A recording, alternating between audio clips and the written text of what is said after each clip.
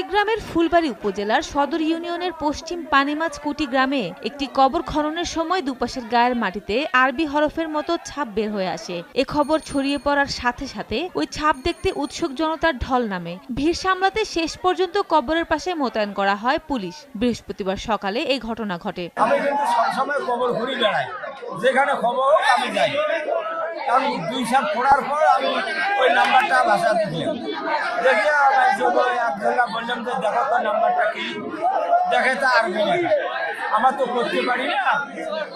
পরে ওই আবার খুঁজতেছি দুই পাখায় নাম্বার আবার ভাসি ভাসি উঠবে।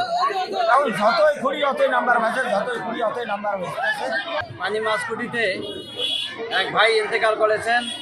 ওনার কবর ঘুরতে গিয়া দেখা গেল যে কবরের পশ্চিম সাইডে ইয়াসিন শব্দটি, ইয়াসিন দুইটি অক্ষর ভাসি উঠতেছিল।